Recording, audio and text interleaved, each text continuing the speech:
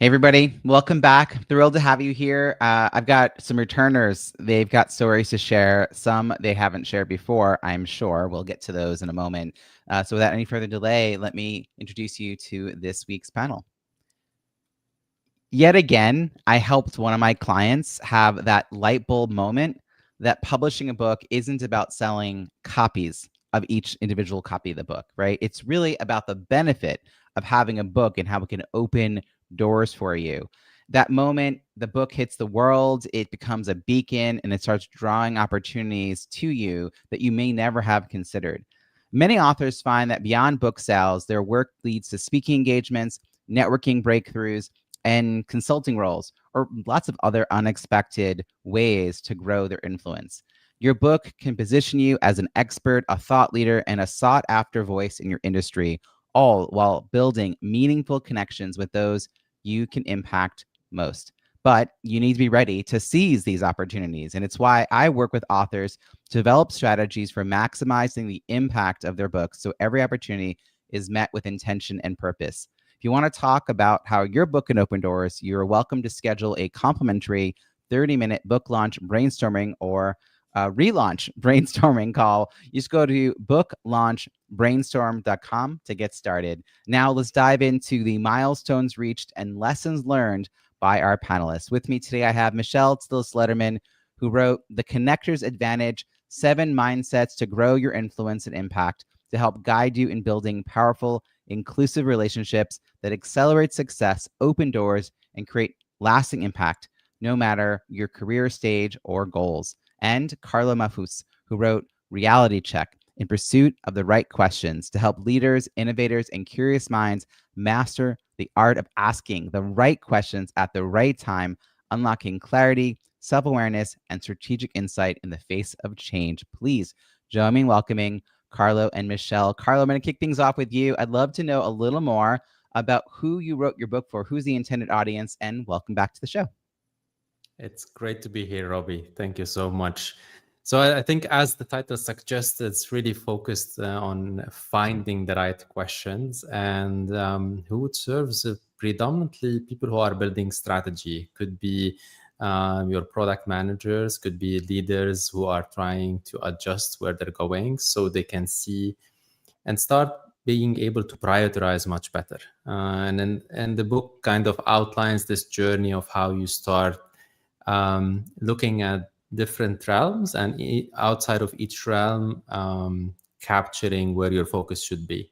And the way I did it is I isolated that against 3 verticals, which is context, time, and observer, which really starts kind of removing things out of your context or out of your attention so you can really find the right questions.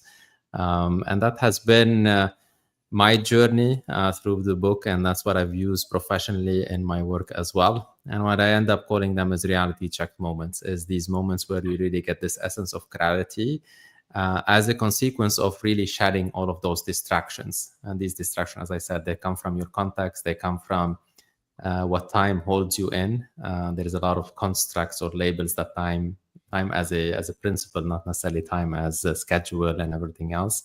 And observer as like how we see ourselves.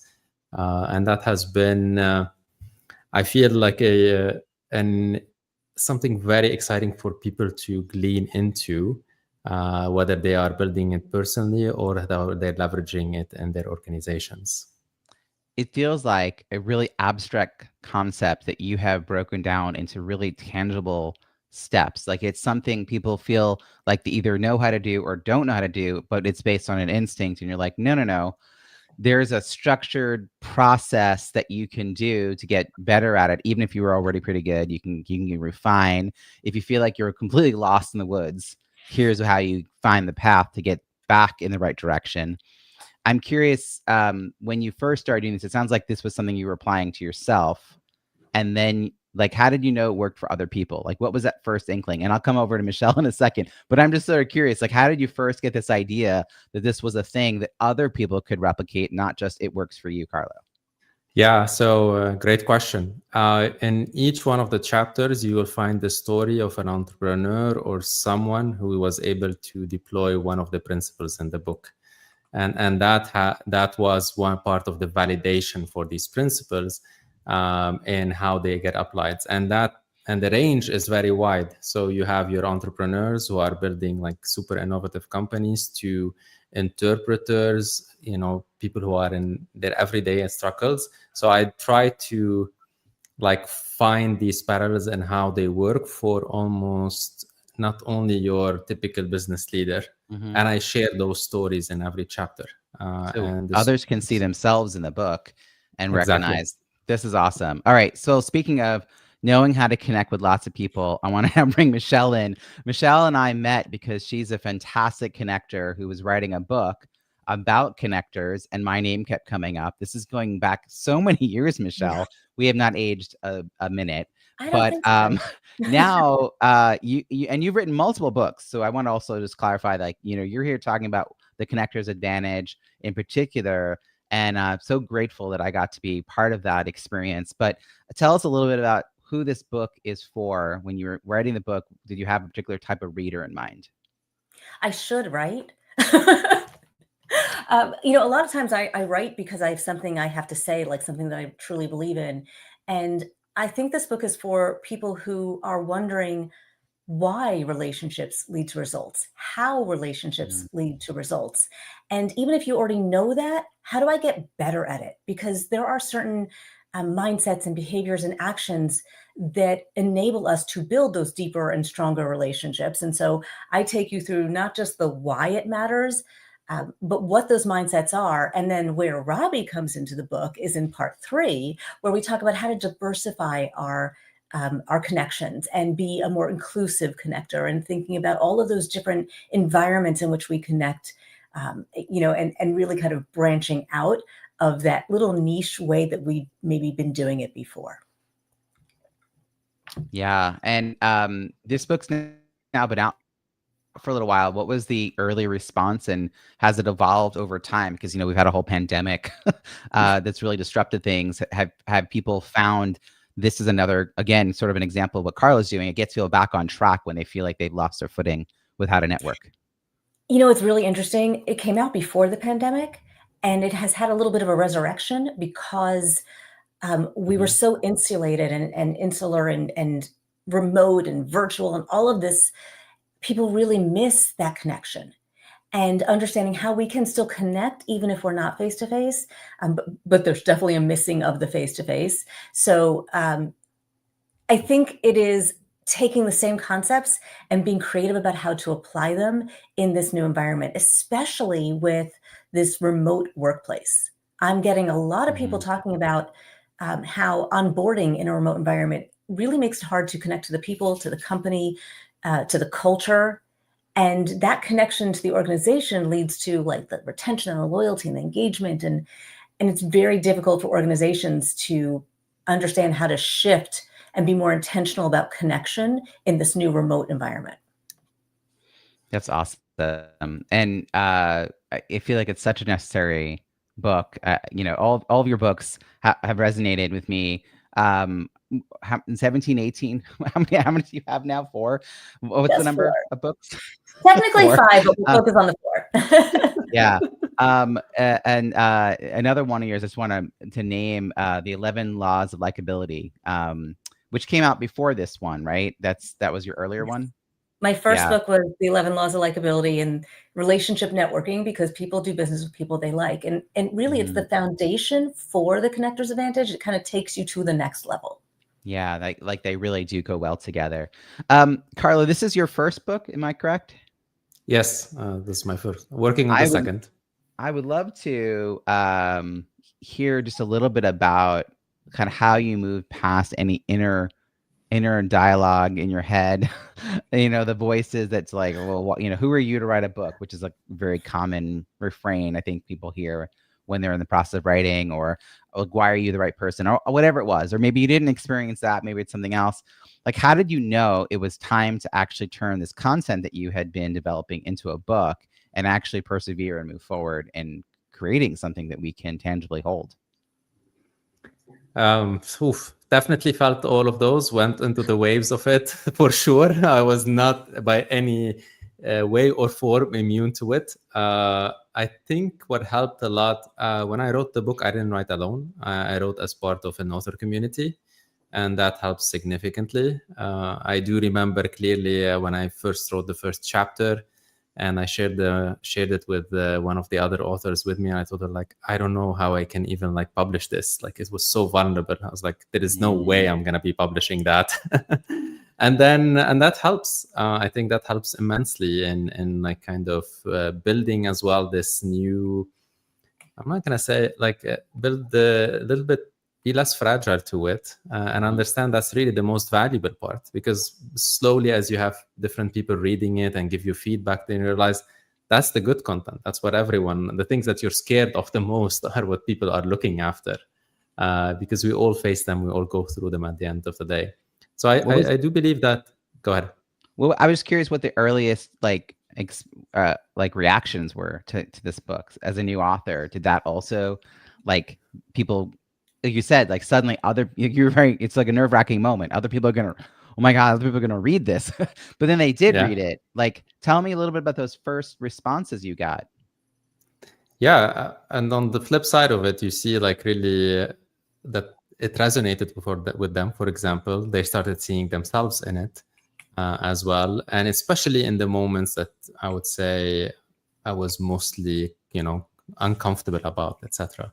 And then that feedback, came through later as well on some of the reviews, which a lot of it I didn't expect as well. And how I think when you're writing, you're so much into the book up to the point, so you don't always see how people will see it as well and what they read out of it. So were surprising comments. Like I could not have expressed it in that way myself about how it impacted them and how they saw it. And that's really, I think that's it's a gift kind of, that people are able to engage in your content, and it gets a life of its own.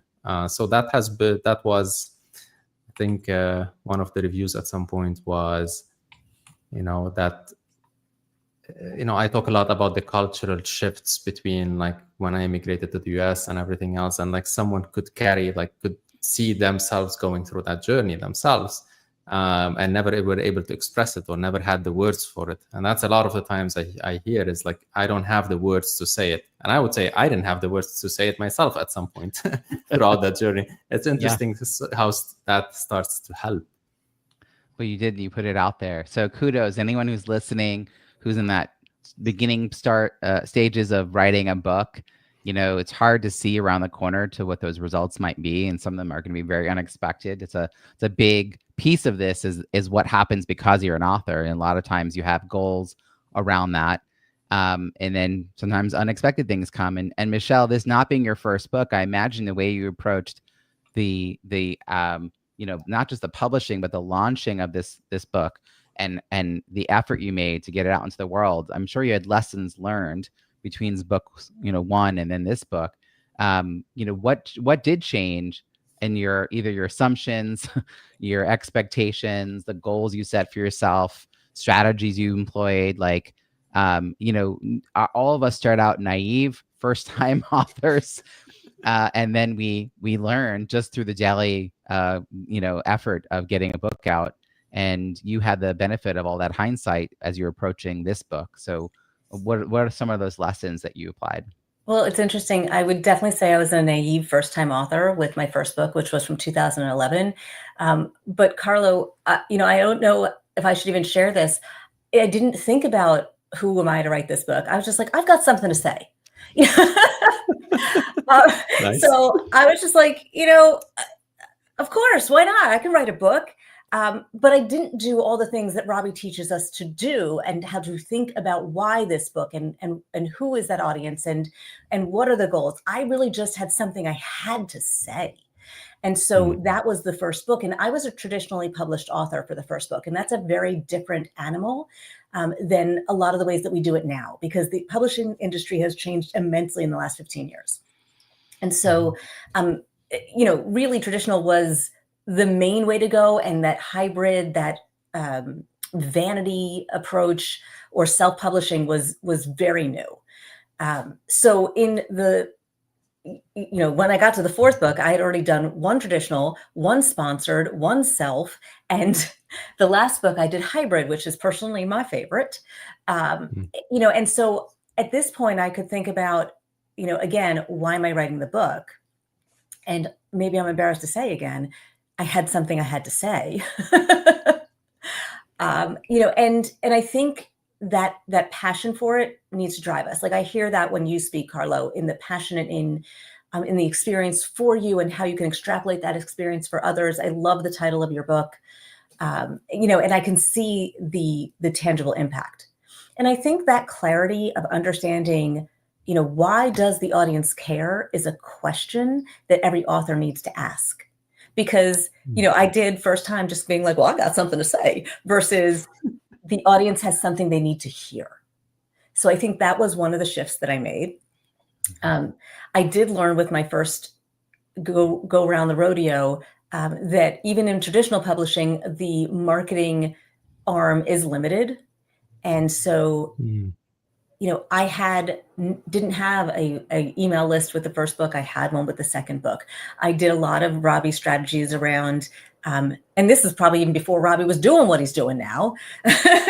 But I did have a launch team. I did have, kind of reviews ready to go.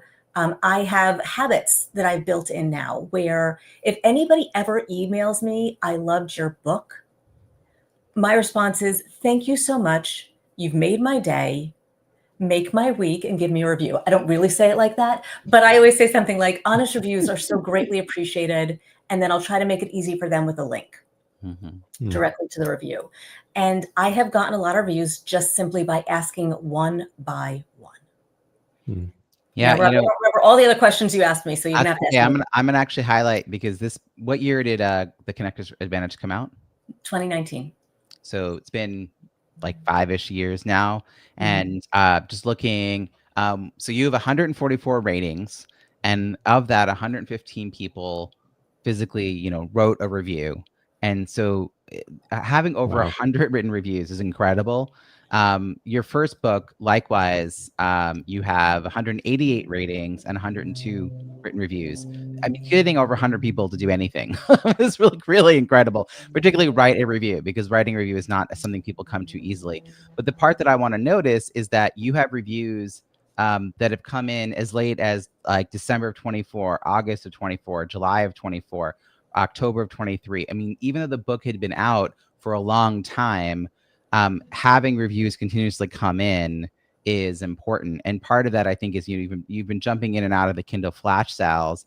I'd actually love to hear, I feel like you're really an experienced marketer, and that innately is something that you have figured out for your work. I mean, you like to connect to people, you like to talk about what's going on. Why did you say yes to the Kindle flash sale and come back? Like, how does this fit in with your overall plans to talk about this book and talk about the work that you do? I love doing anything with you. So that's first of all. And I liked it as a more scarce opportunity. So you have increased frequency with these opportunities. And so the reason I've kind of come in and out is I like the scarcity. I think it's an influential, motivating tactic. But also because, I write my newsletter every week, and I, again, just have a big mouth with lots of thoughts, and I like to share them. And my methodology is really just to put a lot of information out and very little promotion. I might reference a class, I might reference a book, but it's just kind of background noise. And so this is a very intentional offering that I also see as a gift, because what you're really doing is giving people access to dozens and dozens of phenomenal books for $1 a piece. And so for me, it doesn't feel like, buy my book. It feels like, look what I'm bringing you. It's not just me, it's Carlo, it's Robbie, it's Linda, it's Lisa, it's right. And so that feels more authentic for me, but to do it at too high a frequency wouldn't. And so for me, it's really about consistency with my messaging and my brand. I love this. We all connected again through the Kindle flash sale. Just for context, folks who are listening, this is something I organize 3 times a year, April, July, and Cyber Monday, which is usually late November, this year, December 1st. And it's a 4-day campaign where, as Michelle just said, dozens of authors lower their Kindle book price to 99 cents, and we all cross promote. And there's such camaraderie amongst the authors. It's been a really nice, I don't want to say completely unexpected benefit, because I was hoping for it, but I also didn't know how it would play out. A lot of times people sign up for things and there's no connection between the people who sign up, whether it's for speaking at a summit or doing a giveaway. Like, I've been part of all those experiences where I don't even know that I might find out like months later that Michelle was also doing it, and I would not have known, So I really want there to be a connection, and we've been adding some new fun ways of doing that. But this next one is interesting because you can actually gift a Kindle book really easily. So you can purchase Kindle books as links that you could then give out to people. So if you didn't want to have them shipped in that second, if you wanted to tuck it in an e-card later on, or like print it and give it to someone later on, you could do so as a gift for the holidays. So I think this is a good time of year for people to go and buy up a bunch of books for each other and spread the word. So we hadn't really had that as part of the advantage for all the other times of the year that we were doing this. But this is a good one. Michelle, I have no idea. You. That's really cool, and you're going to have to explain that to me. Me neither, actually. I just heard about it first time. You were today years old.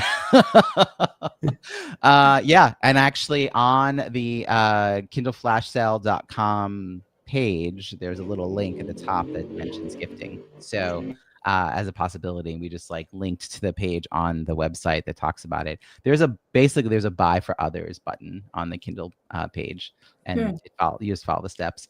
But yeah, I mean, these are some of the ways our metric of success changes. I really appreciate what Michelle was saying about the first book versus the later books. Carlo, did I hear you mention you're working on a book 2? Were you saying that in passing, or was that a sincere commitment? Where no. It is a sincere commitment. Ooh, I want to hear about this.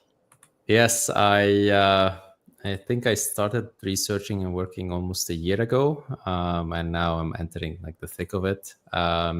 Second book, which is coming soon, probably spring of next year, if everything goes as planned. The Culture of Why and the Rise of AI.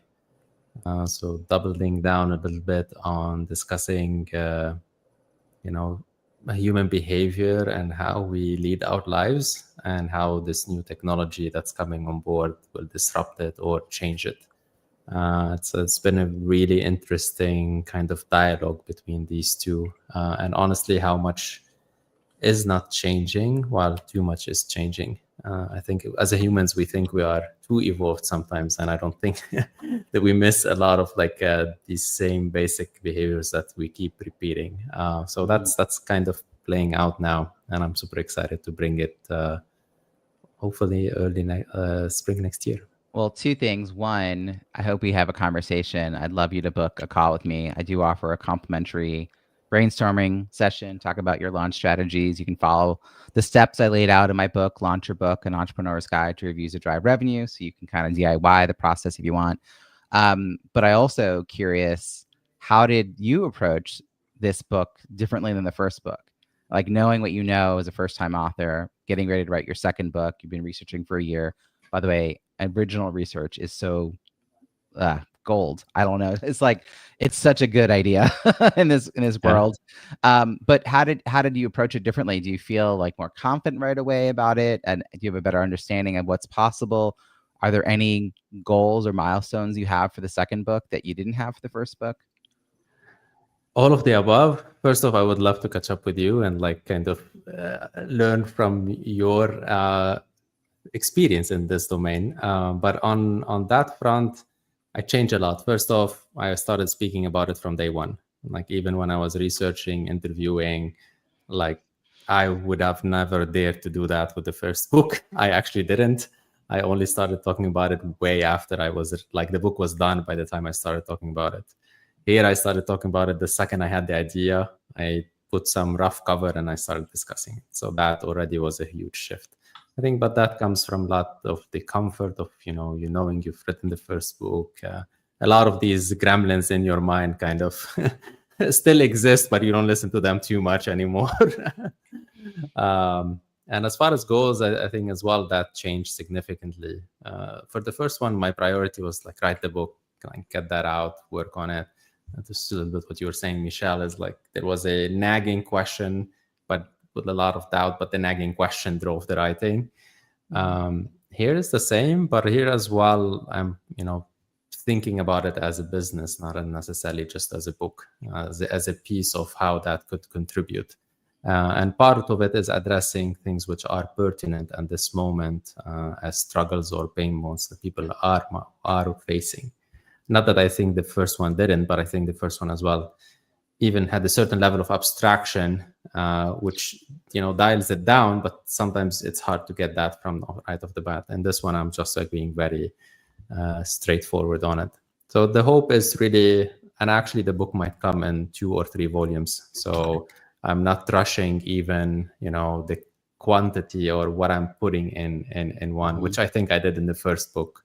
I believe some chapters could have been much more developed and took more time. Again, a lot of lessons learned from the first go ahead and how you approach writing and how much people need before they can ingest certain ideas. Are both of these books self-published, or were you working with a hybrid publisher, or how do these books coming to be? First book, Reality Check, was hybrid because I was working, within this one. Honestly, I am working with someone too, but not necessarily like a author community and not on the publishing side. So far it's still self-published, but I might change my mind on that like further along. But so far that's the plan. Is the person you're working with a developmental editor or a writing coach to help you?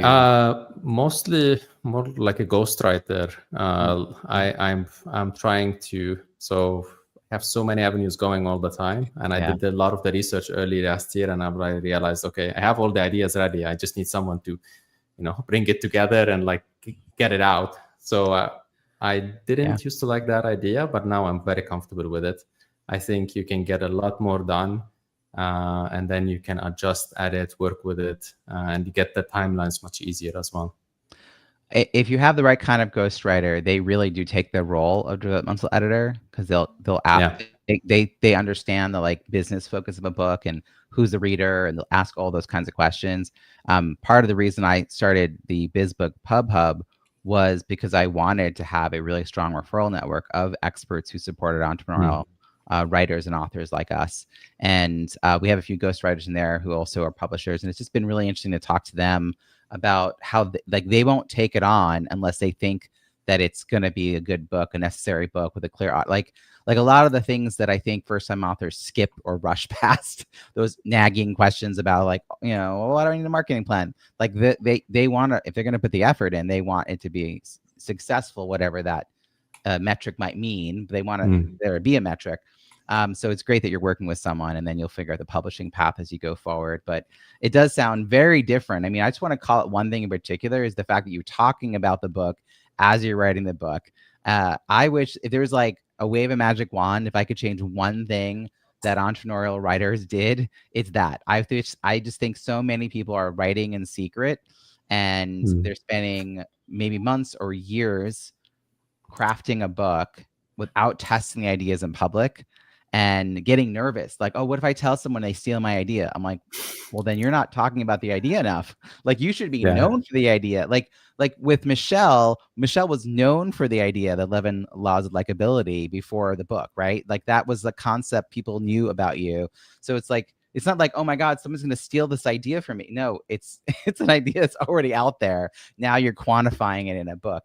I just wish people would do that. You'd write much better books, and you get to build the buzz, and people give you feedback. Michelle, how does that change for your book writing? Do you talk to people as you're collaborating and pulling the books together? I mean, the fact that you found me was because you were actually talking. I'm going to answer that question, but what are your thoughts on this topic? It's really interesting listening to this, because I think about it in a similar way that I coach people on starting a business, because I've been in my own business for 21 years. And, just as a friend, I'm not a business coach, but just as a person who is connected to people who are thinking about going off on their own, I have lots of conversations around this. And to the same end of, if you don't want to tell people what you're thinking about, what you're starting, if you're not excited about it, if you don't want to talk about it all the time, you shouldn't be doing it. Right. And so it's the same message that you're saying, Robbie. Like, I mean, the whole way I got started, for those who don't know, I'm a recovering CPA. I spent the first decade of my career in finance. And while I was in finance, I was volunteering for an animal shelter, and we were doing a big benefit. And I'm talking about this thing I'm trying to do on the side, training and coaching and building a business. And one of my volunteers came up to me, don't remember his name for the life of me. And he said, I hear what you're working on. Would you like to meet my boss? And I said, who's your boss? Oh, the head of investment banking training at JP Morgan. And I was like, just let me lift my chin up off the floor and then say, yes, please. And that was my first client.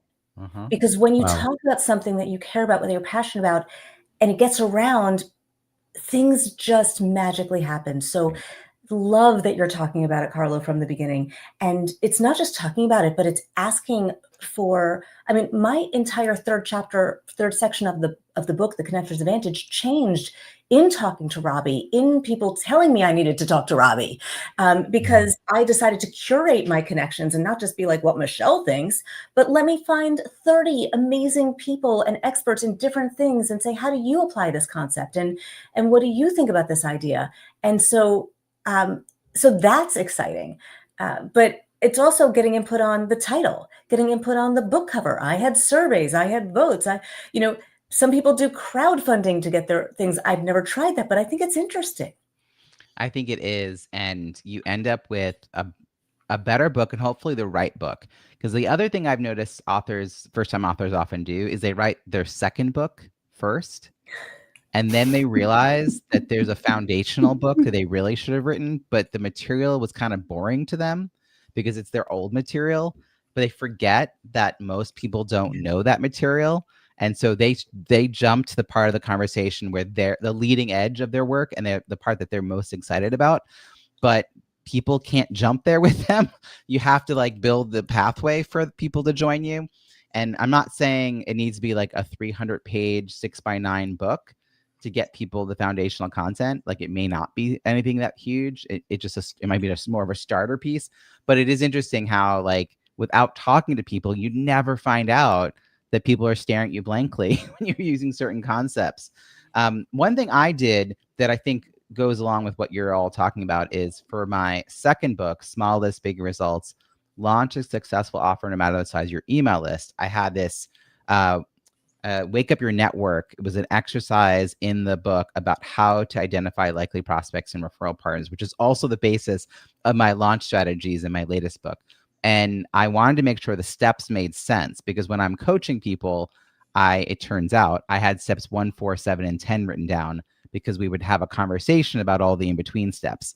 But when you're reading, I'm not there. And so people, it turns out, need 1A, 1B, 1C, 2A, 2B. And then eventually they can get on their own. So I did these pop-up masterminds where I would give people access to the worksheets related to the process for 2 weeks, let them start building their list, and then they would get into a maybe 6 to 8, 10-person 2-hour call where we would talk through that process and also what to do with the list now that they have it. And people paid $100 a piece to do that. And I did 10, 12 sessions while the book was being written, and it helped me write a better book. And I also had 80 people who were this is the only one thing in the book. I'm like, this is only one thing in the book. Well, then I want to see the rest of the book. So there was a lot of baseline buzz. But other people I talked to are like, oh my God, you would just give people, where's the NDA? I'm like, what are you talking about? It's just a sort of more scarcity minded, lacking abundance mindset. Can I just say that's one of the mindsets of a connector, is the mindset of abundance. So I'm just so feeling you right now. Yeah. So can I ask Carlo, you mentioned reviews earlier, and I want to acknowledge you made a real effort to get even 20 reviews takes some effort, and you've got 32 ratings in the first book and 26 written reviews. I'm hoping you have set yourself a goal of getting 50 or more for this new book. It does take a real effort though. Besides getting reviews, it sounds like you had a really strong support with this author community. And that, I mean, I similarly had an author community with my first book. I feel like that made a real difference to you. How did you happen upon that and validate that that was a resource you needed to move forward? Like, how did that click in place? And you know, imagine there was costs involved. There's a commitment of time of actually telling people you want to write a book. Was that a turning point with this going from a one-day book to the book's happening? I honestly wouldn't think the book would have happened without it, period. Let's just completely all the way. I think I got introduced to the community through Georgetown, my alma mater, Georgetown University. I'm not sure how I got to know about it. I think someone was mentioning it, that they're writing a book too in that community. And then I was like, okay, this sounds interesting. I started exploring it a little bit. The monetary investment was subsidized by a campaign. So actually, the way we did it, part of that process was to do an Indiegogo campaign and, you know, get the funding for being in the community. So that goes to them directly. So that's the approach I did. So even though I spent a long time not speaking about the book when I'm writing it, when I started with that part of it, and that funded like the work we were doing in the community. Yeah, because clearly Indiegogo, you tell a lot of people like that. Yeah, no. It's kind of what Michelle was saying: crowdsourcing, crowdfunding, exactly, to cover the cost of some part of the book. That's amazing. Yeah, so that helped, especially earlier on, for sure, and that created a book, you know, created a big buzz around it, etc. Again, a lot of these things I was just going with the flow. I wasn't like I was like almost trying it and not trying it at the same time.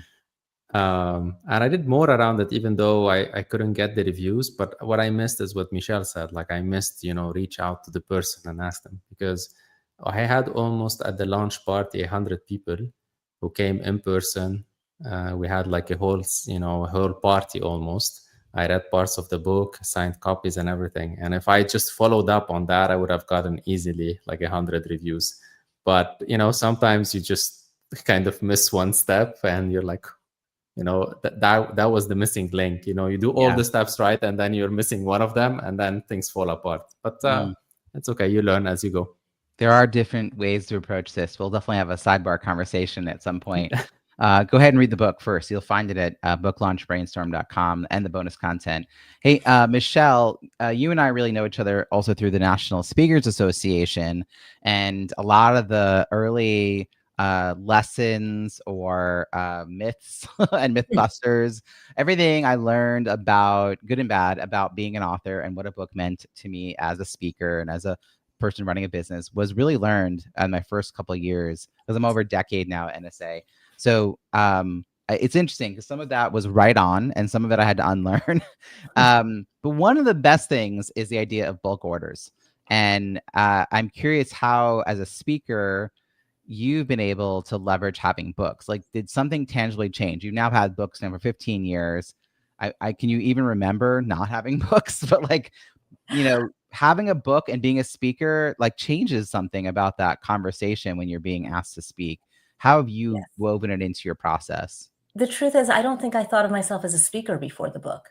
Interesting. I was a trainer. I had a company, and the company was to do corporate training, communications, leadership, team building, all that fun stuff, all the soft skills that are really hard, you know, and executive coaching. So that was my business. And I would teach classes, and I taught a class called The Natural Networker. And I remember this guy, I was at the MoMA, and his name was Guru, which I just love. He came up to me afterward and he said, "This should be a book." And I was like, "Oh yeah, I've been thinking about that. I'm playing with that." He was like, No, this should be a book. And I remember that, and it kind of stuck with me. And then it was, you know, I literally played with the idea of a book for 10 years before I actually got it to a shelf. And when I actually decided to do it, it was 3 years, because traditional publishing takes a lot longer. You know, and so once that book was out, the requests started coming in. My first book actually went international. It's probably in about a dozen languages and maybe a few more. I don't know at this point. And so now I'm a speaker. And so with the most recent book, I was already a speaker. And so then it became, how do I package my speaking with the books incorporated? How do I did little things, it happens to be on my desk, so I'll show you. I have these little connection cards. And so it's branded similar to the book, that, you know, if we do any video for this, you would be able to see. But I have little connection cards similarly branded, takes some quote or idea from the book and then gives a question for you to ask at a conference to connect with somebody else. And so I'm often an opening keynote speaker, and I'm creating this idea and this, enabling connection for the rest of the conference through these little cards that I put in everyone's seats. And if they're, if they want me to do that activity, well, they might as well have the book. So let's put the card right in the book, And so I'll say, I'm going to include 50 books, or I'm going to include 100 books, but it's a conference that has 200 or 300 people. So then I would give them, a discount on the remaining books. So those are some of the things that I have found really have worked. My first book, which is the only book that I really brought in person, because my others were all written after the pandemic, was Sconce versus Bagel, Strategic, Effective, and Inclusive Networking at Conferences.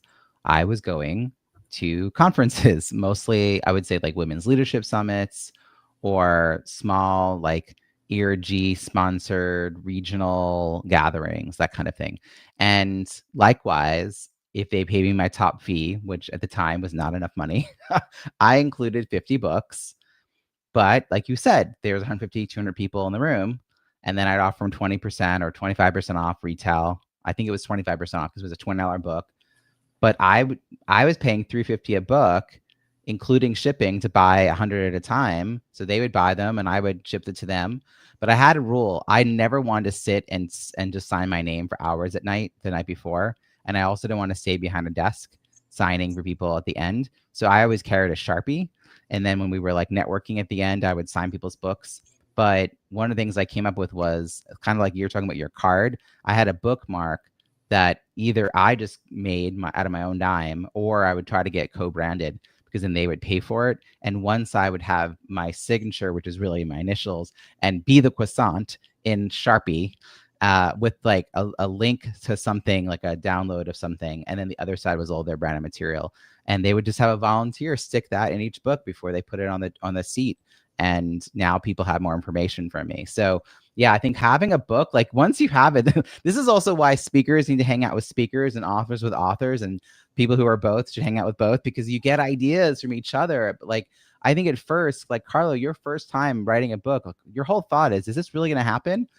And then all of a sudden it happens. You're like, well, now what do I do with this book? Exactly. And then you have a second book and you approach it much more methodically. I'm hoping that this podcast helps catch people in the process of writing their first book, so they can learn from all of us and maybe do something a little smarter than we would have our first time out. And with that, I'd love to close with any advice you have. I'm going to go to Carlo first. Advice you have for someone who is writing a book to help them grow their business, speaking, coaching, consulting, like something you want to reiterate from earlier or something new. What advice would you have, Carlo? Probably three things. Speak about it very early, which I already mentioned. Get some help. Talk to you, for example, in this case. Don't do it alone, that's for sure. No matter where you want to find the support is really instrumental. And I think three, take it lightly, especially on the sharing and everything. Like it ends up sometimes feeling too serious, and like you have to, give it some breathing room and air. And I think that will help with you speaking about it and everything else. The more serious, the more like locked down you end up being, and that makes it a really kind of tough experience. Wow, appreciate that. Off the top of your head, three good things. Michelle, what advice do you have for folks who are writing a book to help them grow their business? Such pressure. I'm just trying to come up with one. And Carlo, I know. Know your why, right? I mean, know the why behind the project, because honestly, for me and for many people who are writers at heart who have something to say, the writing is the easy part. The getting in front of people, getting it out there, getting it heard, getting it noticed, that's the hard part. And if you don't have the energy for the post-production of the book, it might not be worth doing the book. Mm-hmm. Yeah, God, so much time, money. Sorry, that was a little negative. No, but it's true. Like there's so much, to put all that time, money, effort, and energy into something and not leverage it. I have this analogy. I think I've only shared it once or twice on this podcast. I will repeat it. It's not in my book. If you treat your book like a brick, right? You're so proud of it. You created it. You stand on it. You feel a little taller. You're very like, aha, look at this thing I did. Yay. But then eventually life moves on and you step off the brick and the brick's just sitting there. It's not doing any good for you or your business. But if that brick was propping open the door between you and a prospect, or between you and a referral partner. And every time you had a conversation with them through the launch of the book, the door got propped open a little wider. Eventually there will be no barrier between you and that person. They'll just invite you in. And now your book is actually a business asset. It's working for you. So to make sure you have time, like Michelle said, to put something in place so your book is actually working for you and not just sitting somewhere gathering dust digitally or physically on a shelf, which does no one, including you, any good. Michelle, how can people find you and follow your work? Well, I love when people find me. The best place to start is literally just my name, Michelle with 2 L's, Tillis, Tillis, Lederman, Lederman.com. From there, you can find my blog, my YouTube channel, my LinkedIn, and any other way you want to get in touch. I love it. What about you, Carlo? For me, you can find me at realitycheck.institute. The same, you can find all links, books, everything else from there trickles down. Fantastic. I'm going to put all these links in the show notes at bizbookpubhub.com, which you also find all the show notes from all the other episodes. We've had hundreds of episodes now. We come out twice a week, so definitely check back for other conversations with authors and experts.